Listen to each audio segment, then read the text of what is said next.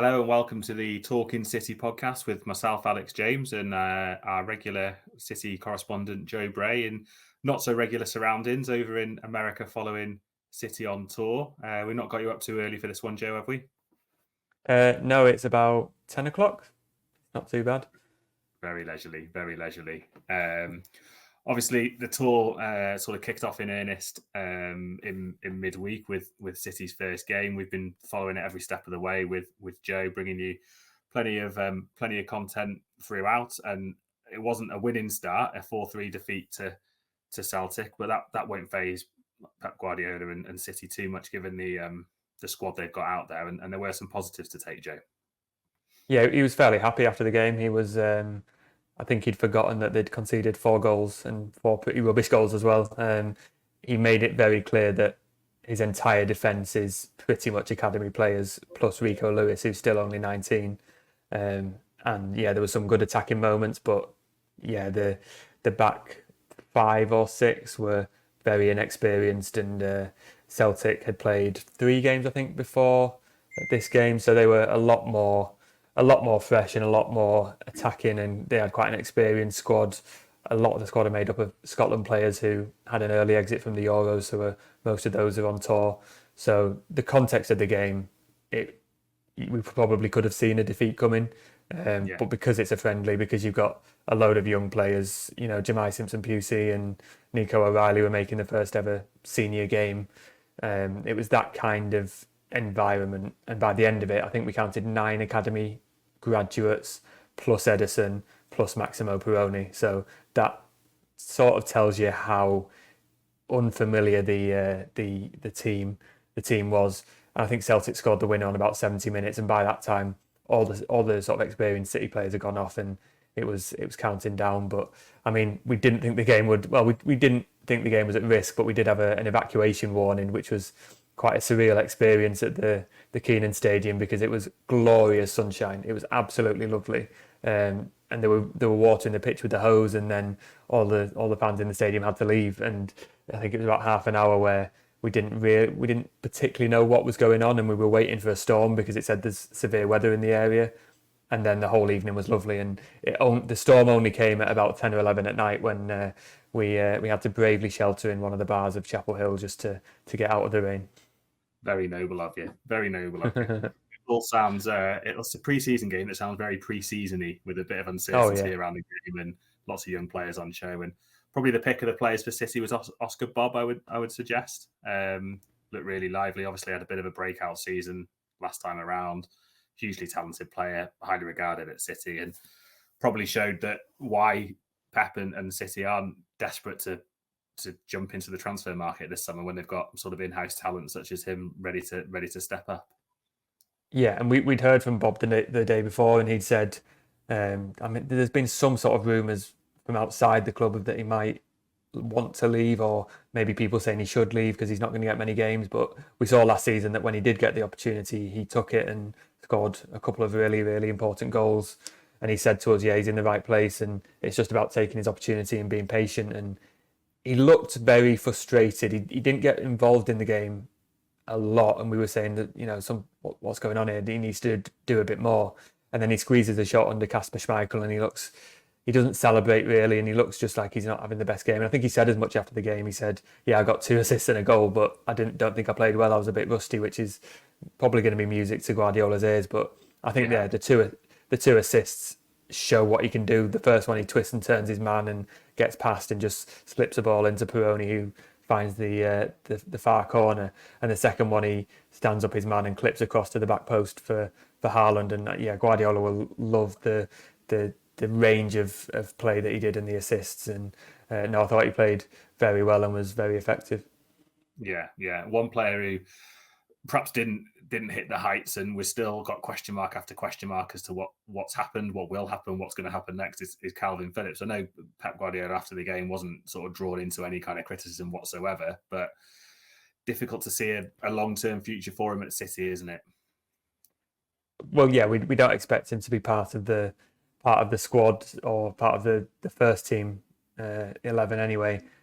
But this is a chance for him to. He's got 4 games, and he can change Guardiola's mind, and stranger things have happened. And then a minute in, he plays Ortega into trouble, and he just looks a little bit shaky on the ball. And there was a massive gap all the way through the evening in midfield, and it was exactly where Calvin Phillips should be. And it's the first friendly of the summer. I get that he'll be as rusty as anyone because he's not played a lot of football.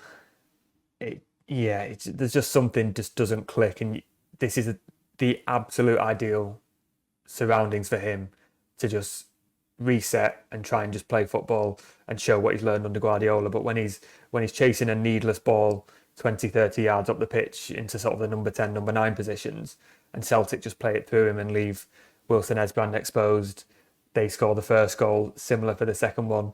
You're looking for a defensive midfielder just to add a bit of shape and give the opposition a little bit to think about rather than just playing a ball from your defensive midfielder to your winger. You need someone there to stop it, and Phillips wasn't. I think for all 3 goals, you're looking and you're thinking, where was he? And Guardiola was going, he really wasn't happy with the space in midfield. And you've sort of got to look at Phillips for that. I don't think you can blame Wilson Esbrand, who was sort of coming inside. I don't think you can blame McAtee or Nico O'Reilly because they've not been in this system, but Phillips has. Yeah. And I asked Guardiola after the game. Go on. Well, ultimately, he's the senior player, isn't he? I know he's been out on loan and what have you, but that's where you're looking for someone to take a bit of responsibility and, as you say, sort of prove to Pep and to most City fans that he is capable of offering something in a City shirt going forward. Yeah, I mean, Guardiola said he had a good game. I don't think I agree with that, but who am I to question Pep Guardiola? And he has Phillips for the time being, unless someone comes in. Phillips will have to be part of the squad, so it's in no one's interest to sort of beat him down. But I mean, there was one point where Celtic are pushing him. He's back in a centre back position. There's no pass on. All he's got to do is just pass it back to I think it was Ederson at the time, who was on or whatever keeper it was. He just got to pass it back from the halfway line to the goalkeeper. City keep possession, and he just tries. I don't know what he does, but he turns and he just boots it out of play. And you're thinking that's not a Manchester City reaction to that situation. So I mean, Guardiola did say that he doesn't know what will happen, and he was sort of non-committal on that. And I think we have a clip of what Guardiola said about Calvin Phillips. He's trained really well and make a really good first half. And he came from the injury. That's why we didn't want to give him more minutes. But we'll see. With all the situations, I don't know what's going to happen. He knows the situation, and we'll see.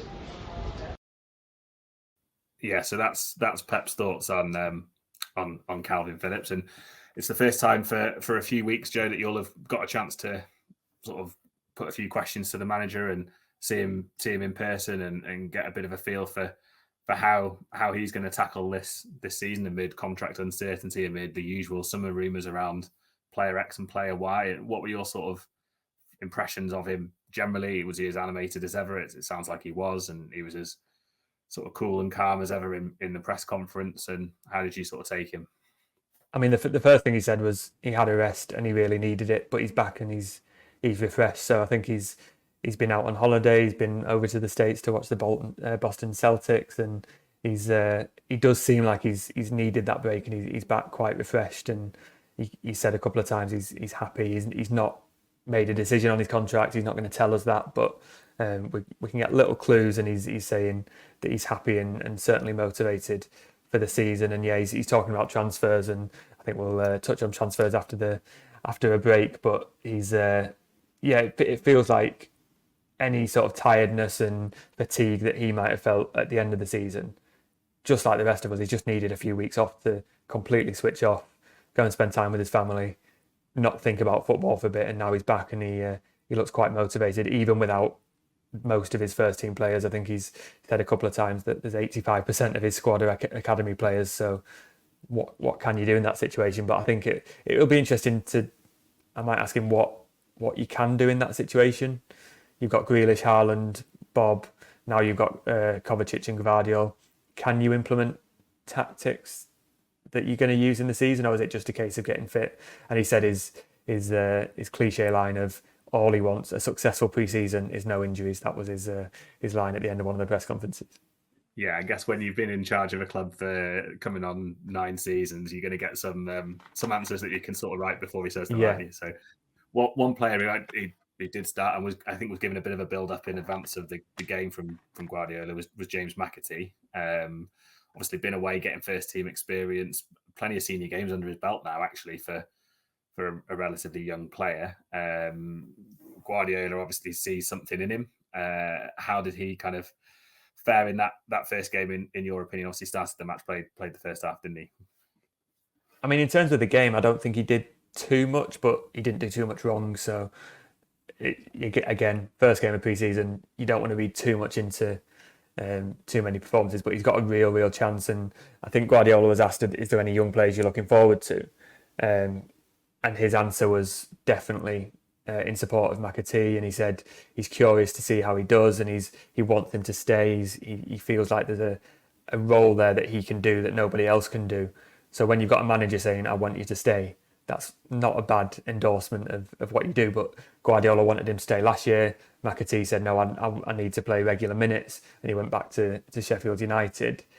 So we asked McAtee what he made of that, and he was very flattered by the comments. But he also said that this year he's not fussed about minutes. I think there was his exact words. He said he's willing to be patient. He's willing to sort of wait for those opportunities, and similar to Oscar Bob, take that opportunity when it comes, which is a bit of a U-turn on his part in that he's got that experience in the Premier League, and now he's decided he wants to play under Guardiola. He wants to make it at City, and it's I mean, fair play to him for backing himself and spending 2 years at Sheffield United. And if he's ready to stay and he backs that up and that decision is made, I think it could be quite interesting, because he isn't necessarily a winger. He is someone who plays in the middle.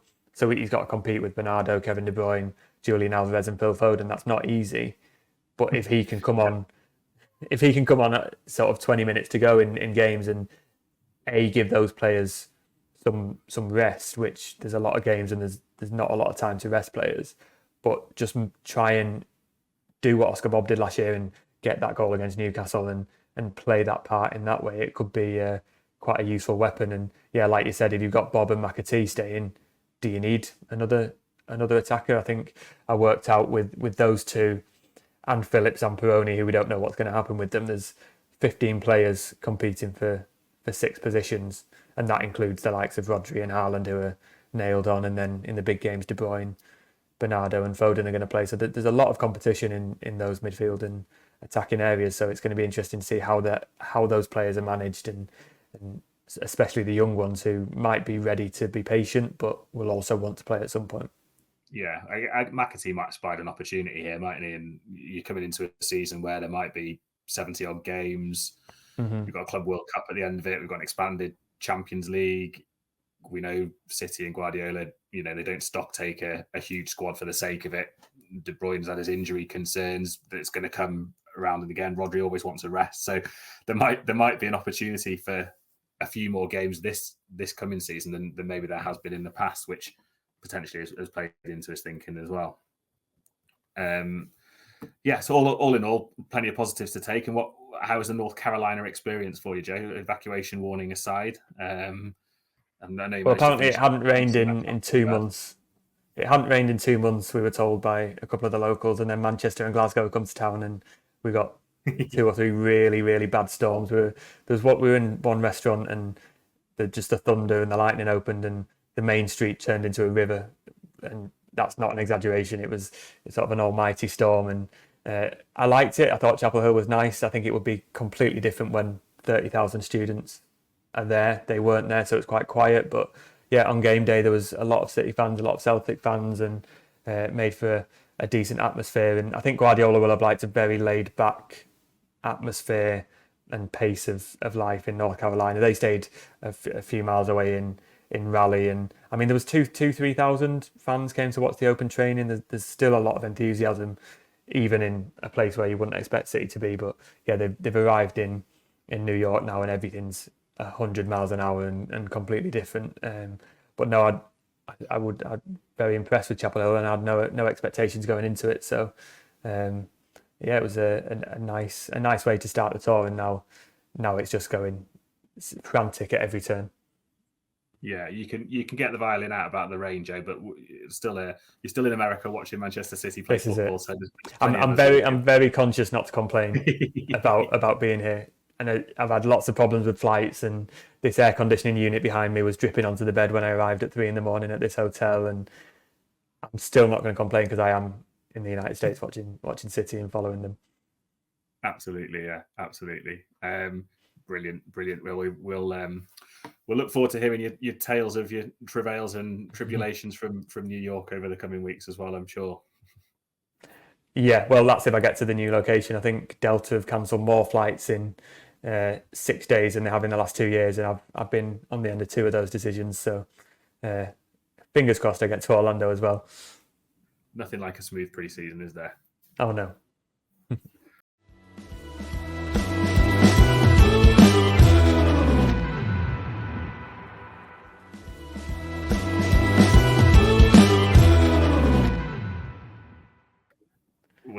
We'll move on to transfers now. Then, as we have to, as we must, even though City are pretty much where they always are, which is not desperate to do a huge amount of business, know what they're doing, have the squad where they don't need to add 3 or 4 players and don't need to throw around the money that you might see across Manchester in terms of another rebuild or across the Premier League at various other clubs.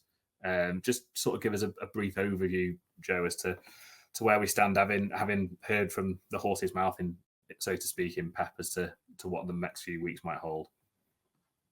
Yeah, he was pretty clear. I mean, that first press conference, he gave us loads of content in terms of loads of information and updates. He said they've made 1 signing, obviously, in Savio. They probably don't need more than 1 or 2. He said it's not the time to refresh 6, 7, 8 players. He said they did that in his second season. So after his first season, they did a massive overhaul. But he said since then they don't need to go and do that. And I mean, before we were talking about the numbers of players in attack, they just don't need new players. If someone goes, they will let that happen if the value is right, and then they'll look at replacing. But it seems like I think he said 80, 85, 90%. The current squad is going to be the one that continues the season, and I think that is a bit disappointing for fans because I know they're really keen for transfer activity. But yeah, Guardiola seemed very very clear that there's not going to be any more major arrivals. There was one moment where he said that he was asked in Spanish, and he said, I mean, I don't speak Spanish. I've got a very basic knowledge. But I kind of just turned off, and I thought, well, if something's important, we'll find out from a translation of it. It'll be on Twitter or something. And I just heard the name Kevin, and he said Kevin Novan. And I was like, that means Kevin isn't going. So we got the translation, and he was asked about De Bruyne, and he was asked about the links to Saudi Arabia, and he interrupted and he said, no, Kevin's not going, and that is a massive boost for City because that's been the rumour, and there's been interest, and De Bruyne said he wanted, or not that he wanted, but he'd be open to a move to Saudi Arabia and the money involved. But yeah, there was no offers for him, no contact, and Guardiola's confirmed he's staying, so that's a massive boost for the season as well. Yeah. I think we've got a clip of Pep discussing sort of transfers that we can hear now. I don't know what's going to happen in the market, but the squad is long enough. If someone leaves, we are going to talk about that. Of course, until the last day, we have chances. I don't rule it out, the option to have any new players, but if anyone leaves, I think 95% will have the same squad. One player who is in the building a little bit later than perhaps we thought is Savio, or Savio, as I think he might be called now. I think he's gone with what the Brazil national team have christened him, which is fair enough. If the Brazil national team wanted to give me a name, I'd probably stick with it. He's not out in America at the minute, obviously having played in the Copa America with Brazil, but looks a really exciting prospect. I think there was some sort of speculation that maybe it wouldn't be the right time to feed him into the first team squad, but it seems like the decision's been taken to have him in-house and to likely utilise him going forward this term rather than send him out on loan. And judging by, I mean, I've not seen loads of him, but judging by the bits and bobs I have seen of him for for Girona, he looks a frighteningly good prospect, and I think he's been sort of spoken about as a player who can play across all positions, offers that versatility, and that's going to be crucial, isn't it, going forward in a 70-odd game season? Well, yeah, when he came in and he did his interview, he said he wants to play on the right, and that was quite encouraging because City don't have a sort of a direct right winger. But then Guardiola says he can play on both wings, and he trumped up that fact because he said we don't have many players who can play similar like that on both wings. He said it's only really Doku and Savio now, and yeah, you've got Foden who can do it and Bernardo, but they're not the player who's going to go to the touchline and swing in across. So it could hint at a different style of play. I think Guardiola said he's devastating on one-on-ones, and that's what you want to hear as a fan, isn't it? To have a winger in the building who can take on a man and put a cross in. So yeah, I think it could hint at a different style of play, or at least a different option, which is really good. But yeah, I think he was potentially going to go out on loan, and then when he contributes 20 odd goals in La Liga, you're probably best off keeping him in the building. But it was interesting. We asked Oscar Bob about him, and he was saying, I mean, he will be direct competition for Bob, and he was saying he likes the competition, but Savio was at the CFA a year ago doing a bit of recovery from injury, and he knows a couple of the players already, and he'll be familiar with obviously Ederson from Brazil. So they will hope that he settles in quite quickly, but he won't be on tour. He'll be one of the players coming back after that, and maybe the Community Shield onwards will be when we get to see him. Yeah, exactly. We've seen with Jeremy Doku, haven't we? Just how a player of that ilk, and I know they're slightly different types, slightly different characteristics, but a player such as that can really get fans off their feet and bring an element of chaos, controlled chaos at times, perhaps, but chaos nonetheless to games, and that is ultimately what you want to go and watch football for, isn't it? Is to get off your seat. And I think we've got a clip of Pep Guardiola just discussing Savio and the move now. And he's a young, and of course, I said to Jack to bring maybe not a lot, but one or two players to bring something fresh is necessary. You have to be smart, and we try to do. Many players want to come here, but we didn't get an agreement, for the clubs, because they ask so high price, and we didn't do it. And I have a long list. I think we have a more long list than the players that we failed to bring him here than the players that we bring him.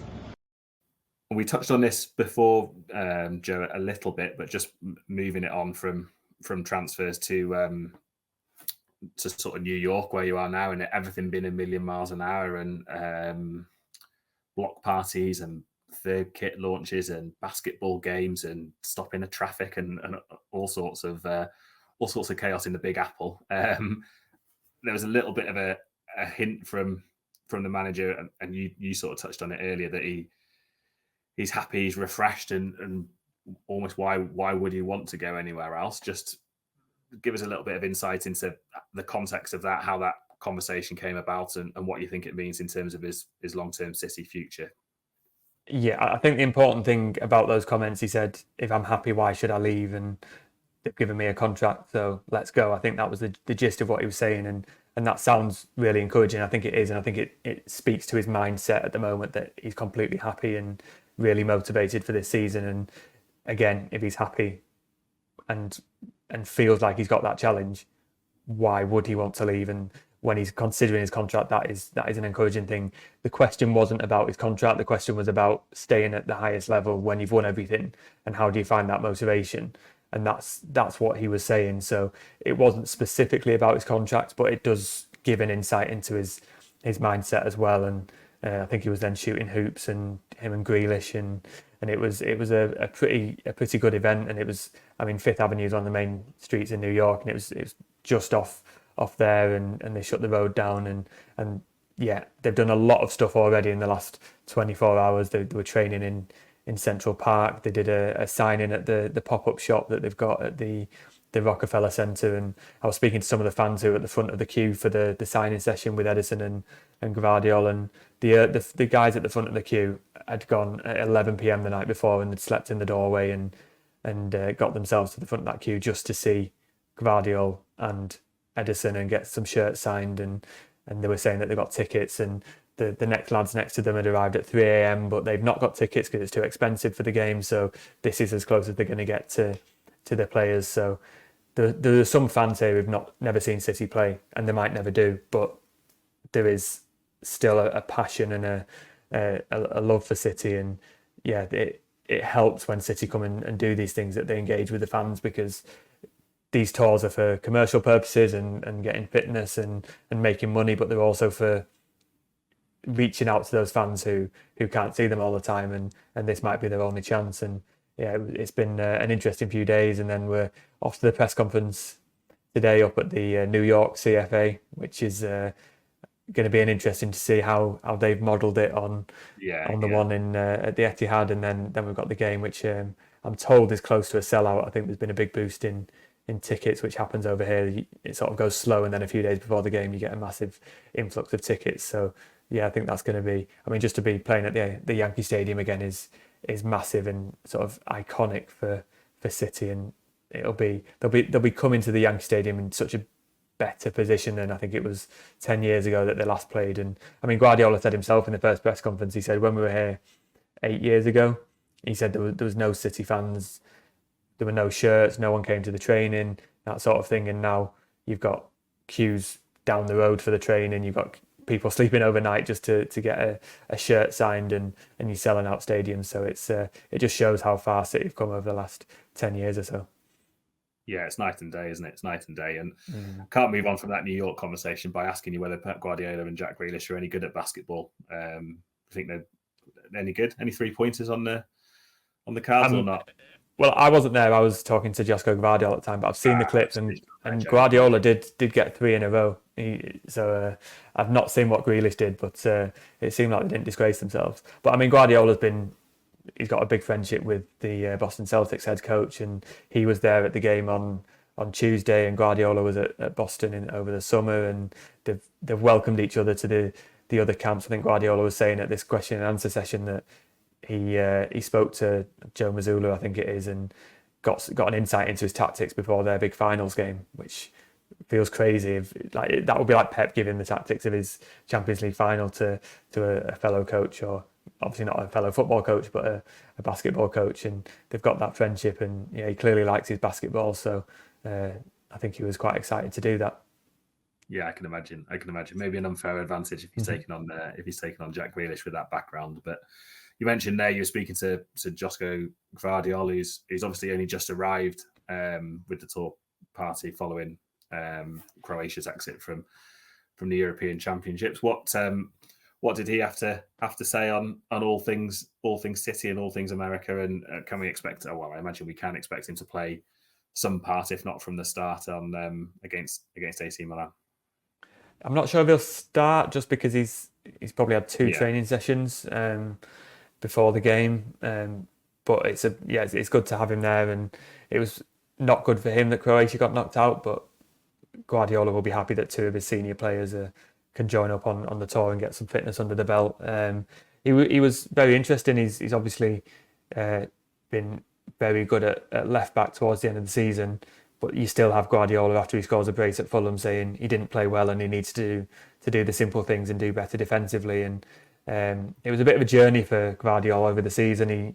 He arrived as a centre back with a lot of promise and cost a lot of money, and was only really playing left back where he's never played before, made a few mistakes, dropped out of the team a bit, and then came back and started scoring loads of goals at the Bernabeu and helping. So yeah, we spoke to him about that. He said he did struggle at the start. It was a lot of confidence. It was making mistakes and having to work out what to do and where to be and to make the right decision. And sometimes that right decision is just passing to a blue shirt. And if it takes him a year to learn that and not try to do too much, it could be quite useful. But he said he still sees himself as a centre back and a left back.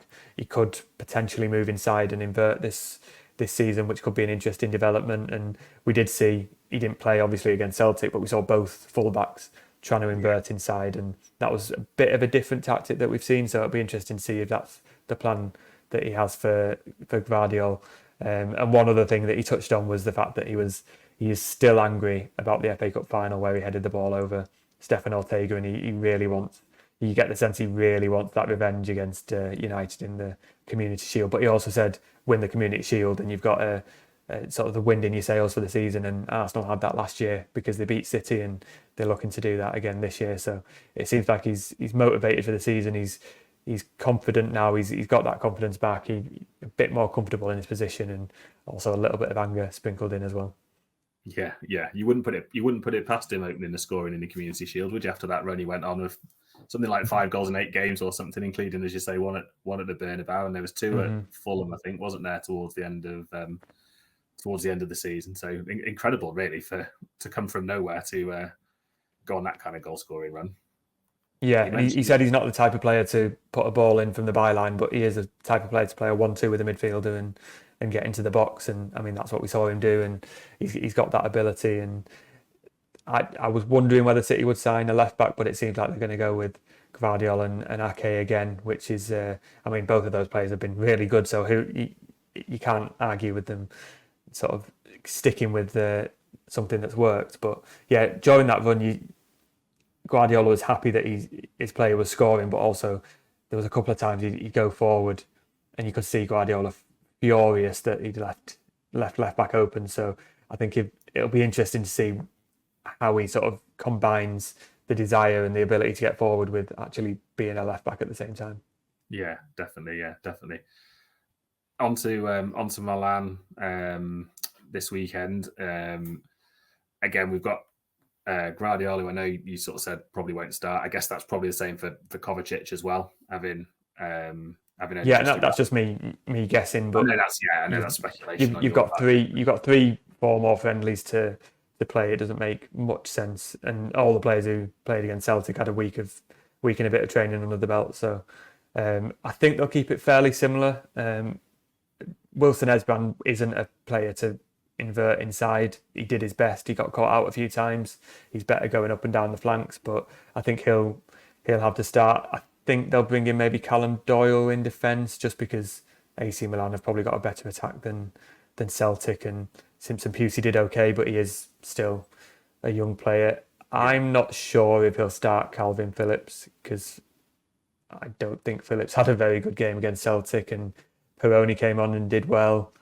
I think Sissoko played better in defensive midfield than Phillips did, so maybe that could be a change to look out for. But I think the front 3 or 4, including McAtee, will stay the same for the whole of the tour. And then you're looking ahead to the next games and you got Kovacic back and he can improve in midfield. And another one to look out for is where Rico Lewis plays, because Guardiola said he would like to play him in midfield, but he has no other defenders. So does he stay at right back? He played very well against Celtic, or does he get a chance in midfield? That's going to be one to watch as well.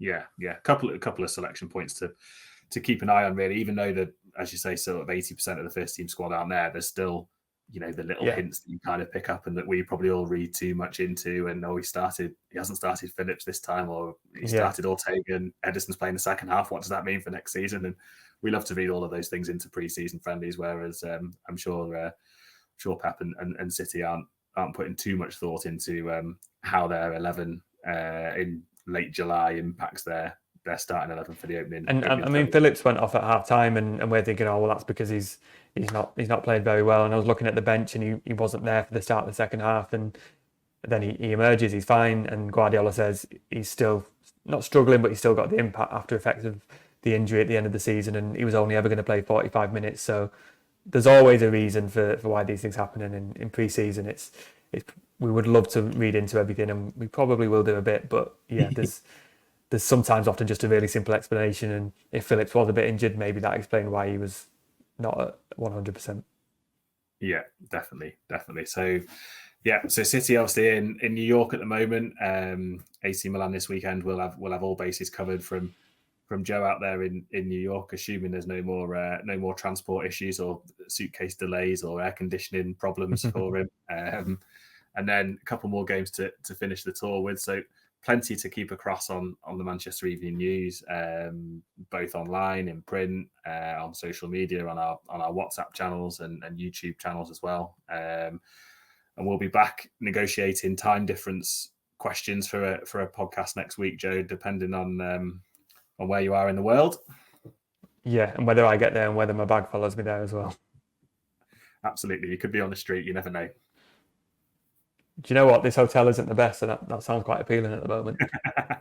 I'll pass your feedback on to our bosses in the Yeah, UK please do. for the TripAdvisor review. That just about wraps up another episode of Talking City. So thanks very much for listening, and we'll speak again soon.